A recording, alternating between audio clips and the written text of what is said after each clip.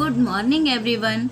हिंदी ज्ञान सागर चैनल में आप सभी का बहुत बहुत स्वागत है।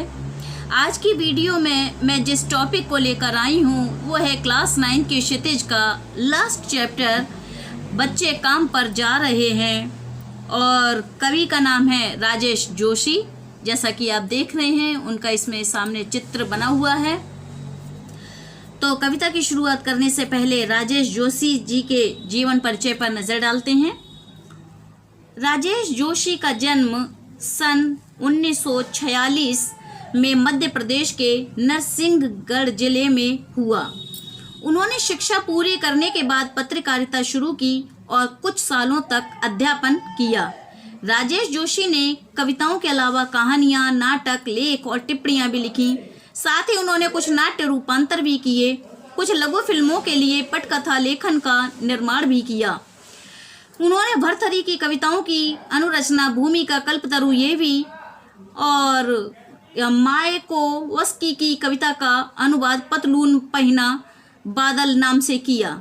कई भारतीय भाषाओं के साथ अंग्रेजी, रूसी और जर्मन में भी राजेश जी की कविताओं के अनुवाद प्रकाशित हुए। राजेश जोशी के प्रमुख काव्य संग्रह हैं एक दिन बोलेंगे पेड़, मिट्टी का चेहरा, नेपथ्य में हंसी और दो पंक्तियों के बीच। उन्हें माखनलाल चतुर्वेदी पुरस्कार, मध्य प्रदेश शासन का शिखर सम्मान और साहित्य अकादमी पुरस्कार से भी सम्मानित किया गया। राजेश जोशी की कविताएं गहरे सामाजिक अभिप्राय वाली होती हैं।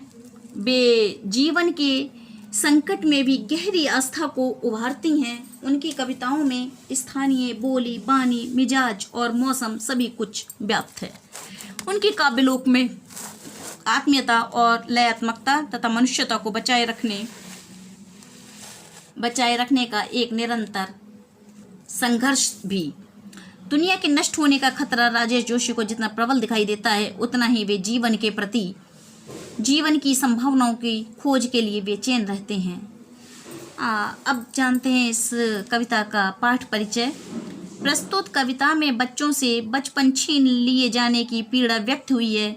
कवि ने उस सामाजिक आर्थिक विडंबना की ओर इशारा किया है जिसमें कुछ बच्चे खेल, शिक्षा और जीवन की उमंग से वंचित हैं।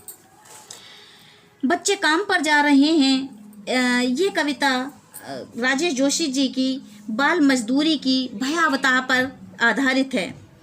हमारे देश भारत में कई दूसरी समस्याओं की तरह बाल मजदूरी एक बहुत ही गंभीर समस्या है।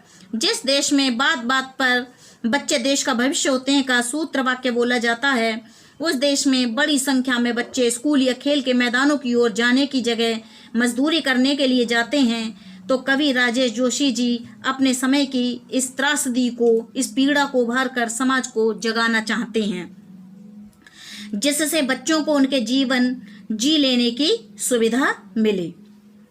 राजेश जोशी एक कवि के रूप में बच्चे काम पर जा रहे हैं जैसी पंक्ति को अपने समय की सबसे डरावनी पंक्ति मानते हैं।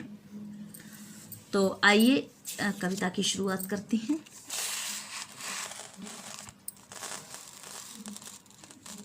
बच्चे काम पर जा रहे हैं।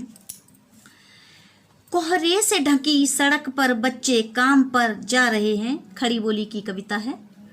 सुबह सुबह बच्चे काम पर जा रहे हैं। हमारे समय की सबसे भयानक पंक्ति है ये। भयानक है इसे विवरण की तरह लिखा जाना चाहिए इसे सवाल की तरह।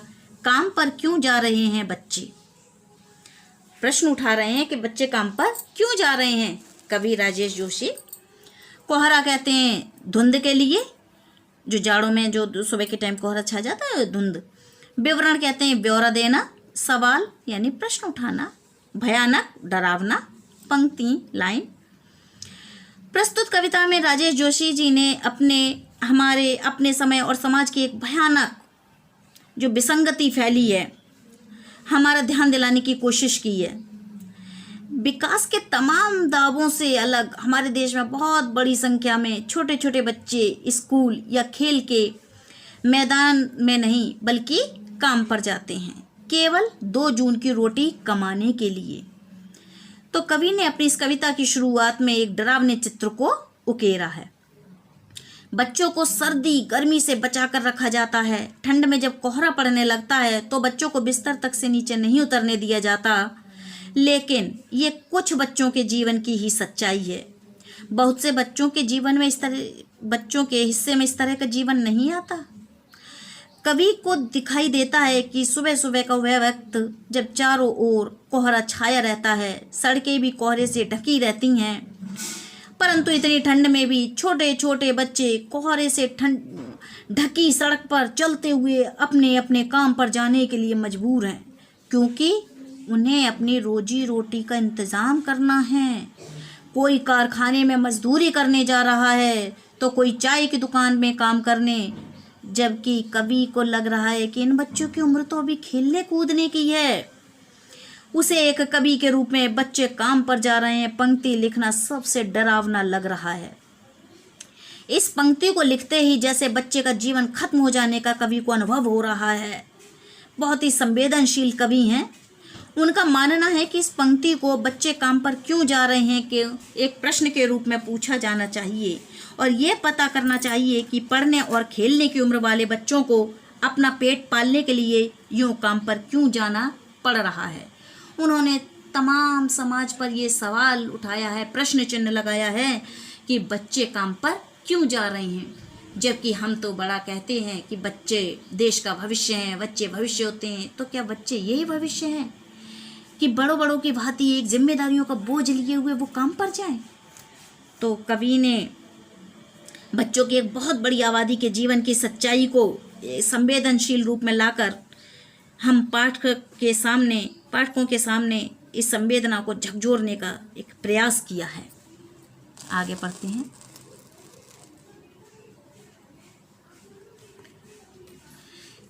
क्या अंतरिक्ष में गिर गई हैं सारी गेंदें, क्या दीमकों ने खा लिया है सारी रंग बिरंगी किताबों को, क्या काले पहाड़ के नीचे दब गए हैं सारे खिलौने, क्या किसी भूकंप में ढह गई हैं सारे मदरसों की इमारतें।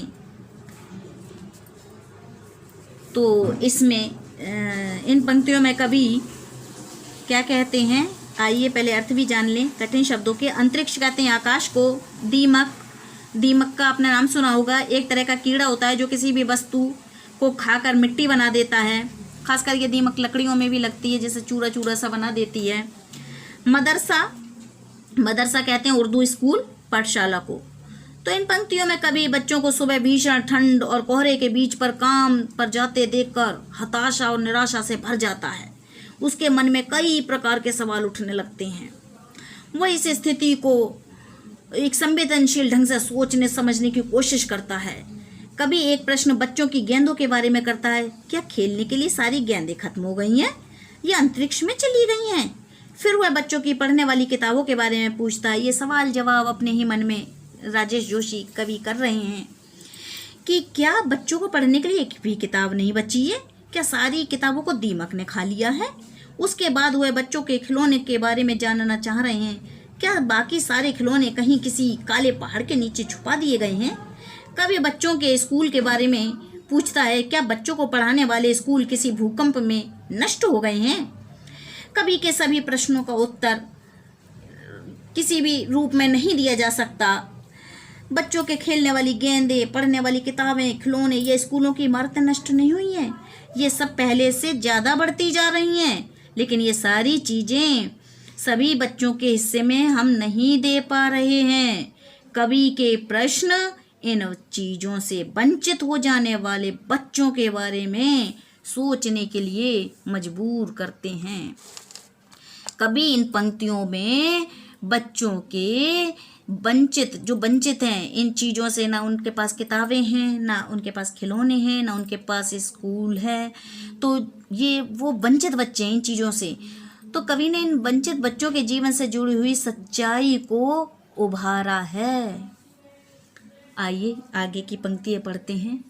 क्या सारे मैदान, सारे बगीचे और घरों के आंगन खत्म हो गए हैं एकाएक, तो फिर बचा ही क्या है दुनिया में। कितना भयानक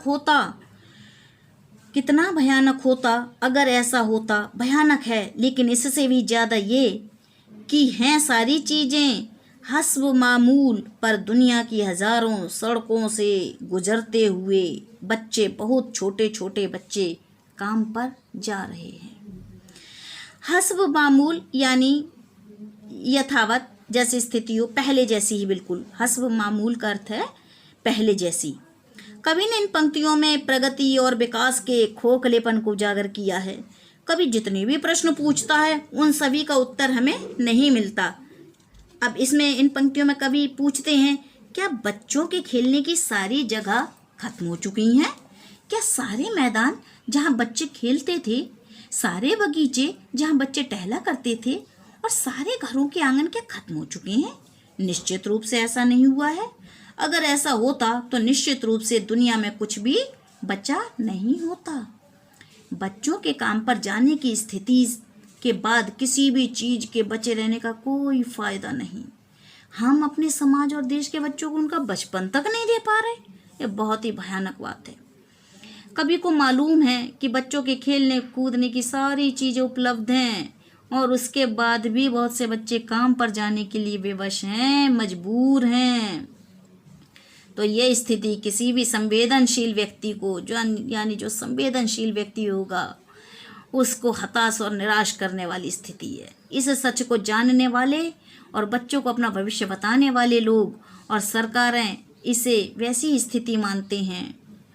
इसीलिए हालत को देखकर कहीं कोई बेचैनी नहीं। दुनिया भर में जब छोटे छोटे बच्चे काम पर जाते हुए दिखाई देते हैं तो भी सब कुछ पहले की तरह ही चलता रहता है। तो कवि की नज़र में तो इसे भयानक स्थिति ही कहा जाना चाहिए। कवि ने इन पंक्तियों में समय और समाज की भयानक स्थिति का चित्र खींचा है। कवि ने प्रगति और विकास के हर तरह के खोखलेपन को इसमें उजागर किया है और कवि ने दुनिया भर से बच्चों के प्रति असंवेदनशील स्थिति को पहचान की है। कवि बहुत ही दुखी है इस स्थिति को देखकर कि बच्चे काम पर क्यों जा रहे हैं, ऐसी स्थिति उनके सामने क्यों आई है कि उन्हें काम पर जाना पड़ रहा है। इसी के साथ ये कविता यहीं पर समाप्त होती है। धन्यवाद।